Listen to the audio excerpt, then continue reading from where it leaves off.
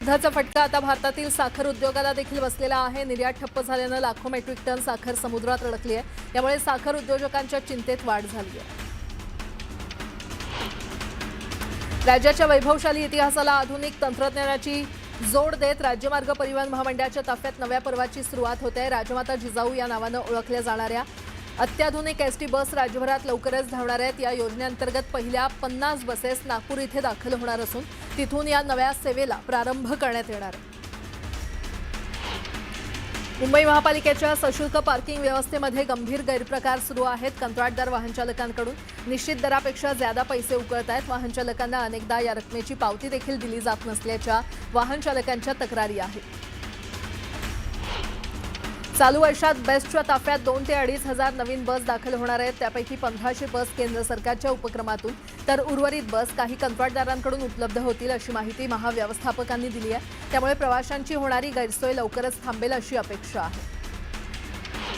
राज्यमार्ग परिवहन महामंडळाला गेल्या वर्षीच्या शैक्षणिक वर्षात शालेय सहलींमधून 127 कोटी 18 लाख रुपयांचे विक्रमी उत्पन्न मिळवले। हे उत्पन्न गेल्या वर्षीच्या तुलनेत 33 कोटी 29 लाखांनी अधिक आहे। योग्य नियोजन केल्यास एसटीच्या उत्पन्नात भर पडू शकते असं या सहलींवरून स्पष्ट झालंय, असं परिवहन मंत्री प्रताप सरनाईक यांनी सांगितलं। अंगणवाडी सेविकांच्या मानधन प्रोत्साहन भत्त्यासाठी आता वाट पाहावी लागणार नाही। मार्च महिन्याच्या मानधन आणि भत्त्यासाठी सरकारकडून 174 कोटींचा निधी एकात्मिक बाल विकास सेवा योजना आयुक्तांकडे वितरित करण्यात आला। गेल्या काही वर्षांपासून शेतकऱ्यांच्या हजारो कोटींच्या थकीत वीज बिलामुळे आर्थिक संकटात सापडलेल्या महावितरण कंपनीचं विभाजन करण्याचा निर्णय राज्य मंत्रिमंडळाच्या बैठकीत घेण्यात आला आणि त्यानुसार महावितरणामधील 45 लाख कृषी पंप ग्राहकांना वेगळे करून त्यांच्यासाठी MSEB solar agro power limited अशी स्वतंत्र कंपनी स्थापन करण्यात येणार आहे। प्रारंभिक समभाग विक्रीसाठी महावितरण कंपनीचं विभाजन करण्यात येणार आहे। नवी मुंबई आंतरराष्ट्रीय विमानतळावरून येत्या एप्रिल महिन्याच्या अखेरीस आंतरराष्ट्रीय विमानसेवा सुरू करण्याचा महत्त्वपूर्ण निर्णय सिडको मंडळानं जाहीर केलाय। देशांतर्गत उड्डाणांना मिळालेल्या उत्स्फूर्त प्रतिसादानंतर आता नवी मुंबई थेट जागतिक हवाई नकाशावर झेप घेण्यास सज्ज झाली आहे। जळगावच्या नशिराबाद परिसरात वाढत्या तापमानामुळे केळी उत्पादक शेतकऱ्यांची चिंता वाढली आहे। जळगाव परिसरातील तापमान 40 ते 42 अंशांवर पोहोचल्यानं केळीच्या कोवळ्या रोपांवर उष्णतेचा गंभीर परिणाम होतोय। उन्हाच्या तीव्रतेपासून बचाव करण्यासाठी शेतकऱ्यांनी केळीच्या रोपांना विशेष आवरण लावण्यास सुरुवात केली आहे। चोपडा तालुक्यात गेल्या आठवड्यात वादळी वाऱ्यासह पाऊस आणि गारपीट झाल्यानं शेतकऱ्यांचं मोठ्या प्रमाणात नुकसान झालंय। पावसामुळे काढणीला आलेला मका जमीनदोस्त झालाय आणि त्यामुळे मक्याचे दाणे परिपक्व होण्याच्या आधी कणीस तोडून गोळा करावे लागतात। साताऱ्यातील वेण्णा नदीच्या काठी असलेले वाढे गावातील वाढेश्वर जोगेश्वरी देवतांची वार्षिक यात्रा मोठ्या उत्साहात पार पडली। सूर्यास्त होण्याआधी वाढेश्वर जोगेश्वरीचा विवाह सोहळा पार पडला। वेण्णा नदीच्या काठी 25 फूट लांब आणि 27 इंच रुंदीचा अग्निदिव्य तयार करण्यात आला होता। त्यामधून मानकरी सेवक ग्रामस्थ जयघोष करत अग्निकुंडातून चालत गेले। पंढरपूर शहर आणि तालुक्यात भालके गटाची ताकद आहे। यामुळे तालुक्यात विकास कामं करण्यासाठी निधी आणण्यासाठी आपण शिवसेना शिंदे गटात प्रवेश करत असल्याची माहिती भगीरथ भालके यांनी दिली आहे।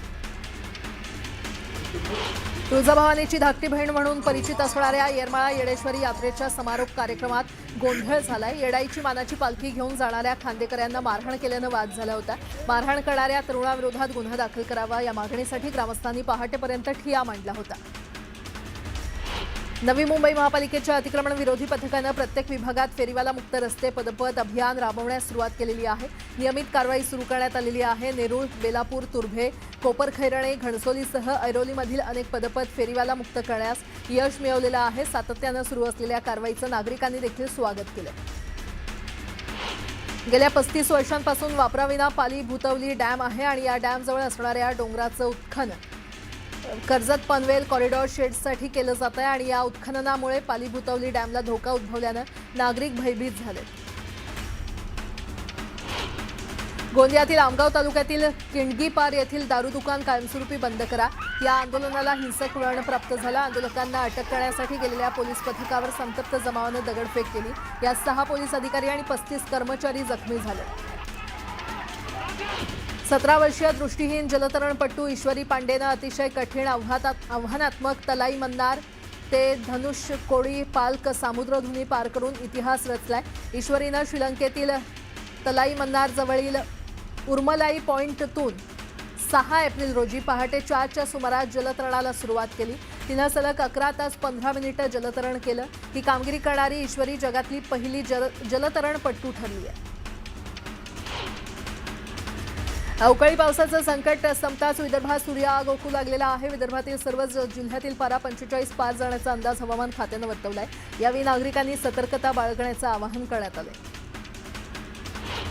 मराठवाड्यासह पुणे ठाणे इथे 6 वर्षांपासून सातत्यानं गर्भपाताच्या रॅकेटचा मुख्य सूत्रधार डॉक्टर सुनील राजपूतचं नाव पुन्हा समोर आलंय. 2 दिवसांपूर्वी साताऱ्यात उघडकीस आलेल्या गर्भपाताच्या रॅकेटमधील पीडितेची तपासणी याच राजपूतनं केल्याचं डॉक्टर विकास आहेरनं जबाबात सांगितलं. पीडितेचा संदर्भ देण्यासाठी त्याला राजपूतनं 15,000 रुपयांचं कमिशन ऑनलाईन दिलं होतं. वर्षा जाधव आणि उज्ज्वला गायकवाड या 2 बहिणींच्या घरात छापा टाकत गर्भपाताचं नवं रॅकेट उद्ध्वस्त केलं. गोंदियात शासनानं जिल्हा मार्केटिंग फेडरेशनला खरीप हंगामातील धान खरेदीचं उद्दिष्ट वाढवून न दिल्यानं नोंदणी केलेले 50,000 शेतकरी संकटात सापडलेत. उद्दिष्ट वाढवून मिळेल या आशेनं अनेक शेतकऱ्यांचं धान अद्यापही केंद्रावर उघड्यावर पडू नये.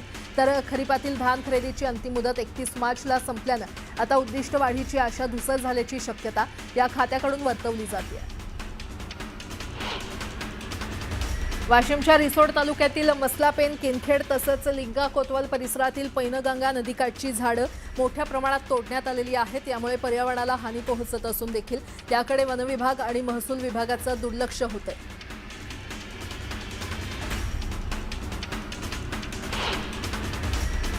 आता एक मोठी बातमी. भोंदू खरातला आज पुन्हा एकदा कोर्टात हजर केलं जाणार आहे. त्याच्या विरोधात दाखल झालेल्या 3ऱ्या गुन्ह्यासंदर्भात त्याला कोर्टात हजर केलं जाणार आहे. खरातला आज व्हीसीद्वारे कोर्टात हजर केलं जाण्याची शक्यता आहे. खरातची ईडीकडून देखील चौकशी केली जाणार आहे.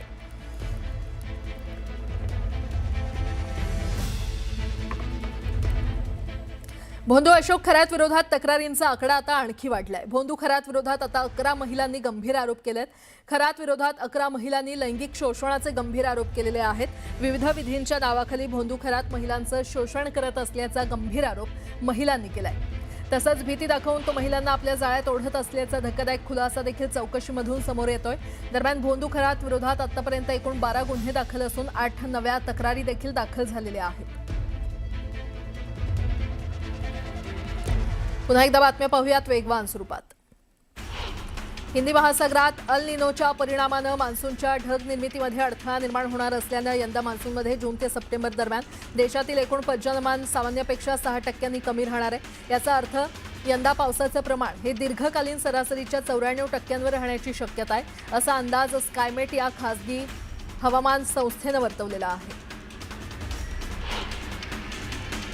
कोकणाचा हापूस आंब्याचे उत्पन्न यंदा 80% कमी झाल्यामुळे केवळ 20% उत्पन्न झालंय. परदेशात मागणी असून देखील आंबा निर्यातीला फटका बसतोय.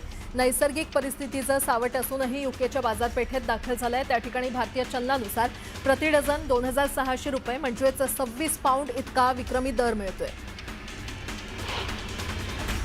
मीरा भाईंदरमध्ये मोठ्या प्रमाणात रोहिंगे मुसलमान रिक्षाधारकांनी बनावट कागदपत्रांच्या आधारे रिक्षा परमिट काढल्याचा धक्कादायक खुलासा भाजपचे आमदार नरेंद्र मेहता यांनी केला होता. त्यानंतर परिवहन मंत्री प्रताप सरनाईक यांनी आरटीओच्या अधिकाऱ्यांना तपासणीचे आदेश दिलेत आणि त्यानुसार रिक्षा चालकांवर मोठ्या प्रमाणात कारवाई केली जाते. बोगस परमिट बनवणाऱ्या एजंट आणि अधिकाऱ्यांवर कारवाई करा अशी मागणी मनसेनं केली आहे. अहिल्यानगर जिल्ह्यातील श्रीगोंदा तालुक्यात पोलिसांनी कारवाई करत एका सराईत आरोपीला अटक केली आहे. गावठी कट्टा, जिवंत काडतुसं आणि तलवार बाळगणाऱ्या या आरोपीमुळे परिसरात खळबळ माजली आहे. आरोपी सरस्वती विद्यालयाच्या परिसरात शस्त्रांसह फिरायचा. सोलापूरमध्ये चोरट्यांचा सुळसुळाट वाढलेला आहे. सोलापुरातील अवंतीनगरमध्ये बाईकवरून येणाऱ्या चोरट्यानं महिलेच्या गळ्यातील मंगळसूत्र लांबवलं. पाटण तालुक्यातील कोयना दौलत डोंगरी महोत्सवाला 1.5 लाख पर्यटकांनी भेट दिली आहे. उपमुख्यमंत्री एकनाथ शिंदेंच्या आदेशानुसार आणखी 3 दिवस डोंगरी महोत्सवात वाढ करण्यात आल्याची माहिती पर्यटन मंत्री शंभूराज देसाई यांनी दिली. राज्यासह राज्यातील लाखो भाविकांचं श्रद्धास्थान असलेल्या येरमाळा येथील श्री येडेश्वरी देवीची यात्रेची मंगळवारी घोगरी महाप्रसादानं उत्साहात आणि भक्तिभावाच्या वातावरणात सांगता करण्यात आली. यात्रेनिमित्त 5 दिवस विविध धार्मिक कार्यक्रमांचं आयोजन करण्यात आलं होतं. सोलापूर शहरात हातामध्ये तलवार घेऊन आरडाओरड करत दहशत माजवणाऱ्या संशयित युवकाचा माज उतरवलाय. मोहन पोतू या आरोपीला गुन्हे शाखेच्या पोलिसांनी अटक केली आहे. मोहन पोतू हा तलवार नाचवत असल्याचं दिसून आलं आणि त्यानंतर पोलिसांनी वेढा घालून त्याला जागीच पकडत त्याच्याकडून तलवार जप्त केली.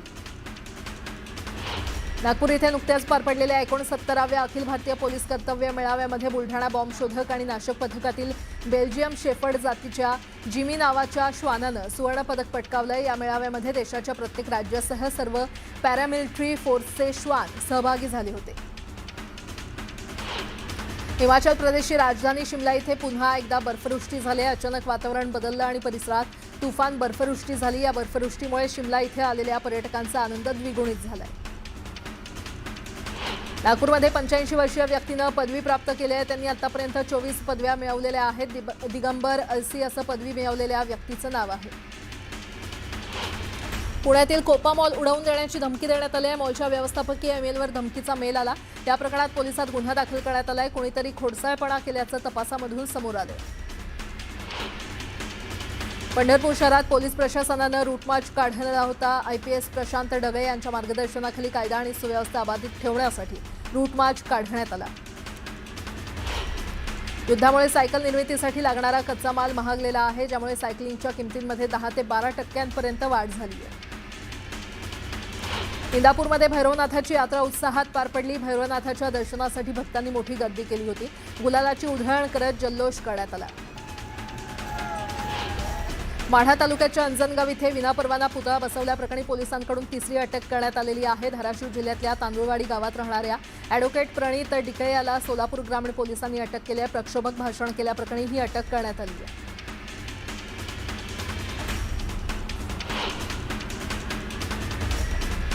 रत्नागिरी जिल्हा परिषदेच्या स्थायी आणि विशेष समित्यांसाठी 8 सदस्यांची बिनविरोध निवड करण्यात आलेली आहे। रत्नागिरी जिल्हा परिषदेमध्ये 56 पैकी 50 सदस्य हे महायुतीचे आहेत। आखाती देशांमध्ये सुरू युद्धाचे पडसाद आता मुंबईसह महामुंबईतील बांधकाम क्षेत्रावर उमटू लागलेत। आयात होणाऱ्या बांधकाम साहित्याच्या पुरवठ्यात अडथळे निर्माण झाल्यानं प्रकल्पांचा वेग मंदावलाय, तर बांधकामाचा वेग कमी झाल्यानं कामगारांवर देखील परिणाम झालाय। काम कमी झाल्यानं अंदाजे 10 ते 15% कामगार गावी परतल्याची माहिती बिल्डर्सनं दिली आहे। यामुळे प्रकल्पांना विलंब होण्याची भीती आहे। हिमाचल प्रदेशातील अटल टनल परिसरात जोरदार हिमवर्षाव झाला। संपूर्ण भाग बर्फाच्या पांढऱ्या चादरीनं झुकला गेला, तर कुलू मनाली या लोकप्रिय पर्यटन स्थळी मोठ्या प्रमाणात बर्फवृष्टी होत असून पर्यटकांसाठी हे आकर्षणाचं केंद्र ठरतंय।